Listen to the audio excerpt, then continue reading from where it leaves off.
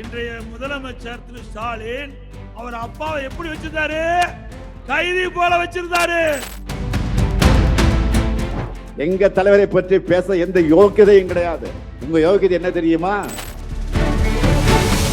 என் பொண்ணு கூட நான் இருக்கணும். இந்த உலகத்தையே எதுக்க சொன்னாலும் எதிர்த்து நின்று ஜெயிப்பேன். இன்றைய முதலமைச்சர் திரு ஸ்டாலின் அவர் அப்பாவை எப்படி வச்சிருந்தாரு? கைதி போல வச்சிருந்தாரு. சொந்த அப்பாவே அப்படி வச்சிருக்கிறவரு நாட்டு மக்களை என்ன பாடுபடுத்துவார் சிந்திச்சு பாருங்க.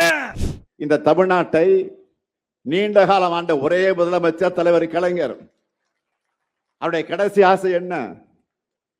அவருடைய தலைவர் பேரறிஞர் அண்ணா அவருக்கு அருகே அடக்கம் செய்யணும். அதுக்காக நானே, அப்பாக்காக இல்ல, தலைவனுக்காக நானே உங்க வீட்டு படியேறி வந்து கையெடுத்து கும்பிட்டு கேட்டேனே. என்னுடைய தந்தைக்காக அல்ல, தமிழகத்துடைய தலைவர் அவருக்கு கடற்கரையில இடம் கொடுங்கன்னு அந்த சோக சூழ்நிலையில் கூட உங்க முன்னாடி வந்து நின்றேனே. கொடுத்தீங்களா? இரக்கம் இல்லாமல் மருத்துவர் தானே நீங்க. அப்படிப்பட்ட உங்களுக்கு எங்க தலைவரை பற்றி பேச எந்த யோகியதையும் கிடையாது. உங்க யோகியதை என்ன தெரியுமா? உங்களை நம்பி பதவி கொடுத்த அம்மையார் சசிகலாவுடைய காலையே வாரிவிட்டவர் நீங்க. நம்பிய டிடிவி தினகரனையும் சகோதரர் ஓபிஎஸ் அவர்களையும் முதுகில குத்துனவர் நீங்க. உங்களுக்கு நினைவு இருக்கா?